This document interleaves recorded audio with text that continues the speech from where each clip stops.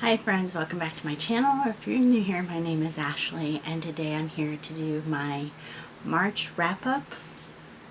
There's not a whole lot.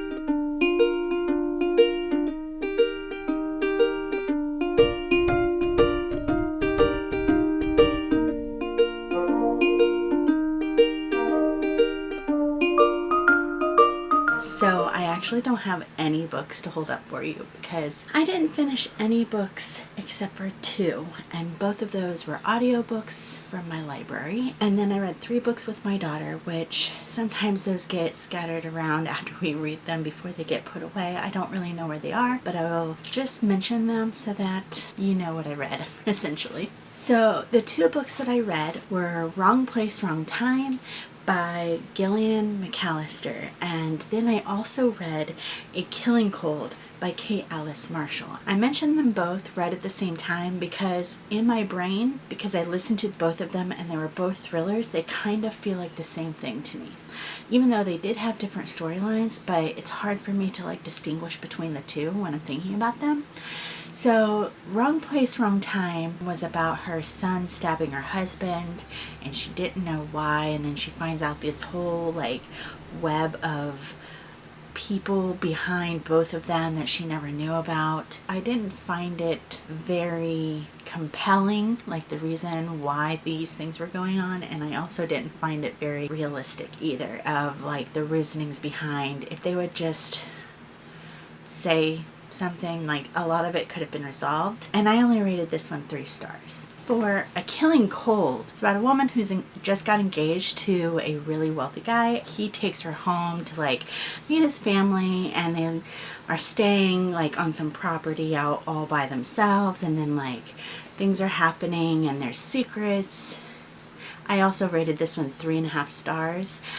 I think I haven't read a Kate Alice Marshall book before. I don't think she's going to be an author really for me. As for Gillian McAllister, the first one was just okay, but we'll see how Famous Last Words go. I'm supposed to be reading it for a book club soon, so it sounds good. Hopefully it turns out better than the first book that I read by her.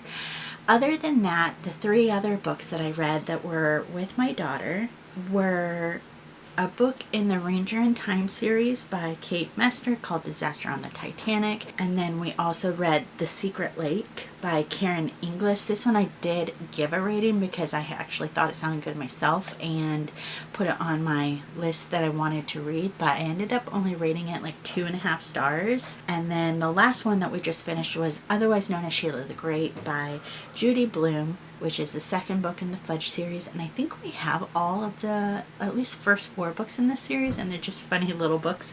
I remember reading these when I was a kid, and my daughter says they were just okay, but we thought they were funny enough to laugh out loud a couple times. So those are all the books that I read for a total of 5 books, and if I remember correctly, I think I read 1,043 pages this month, which I guess really isn't all that bad.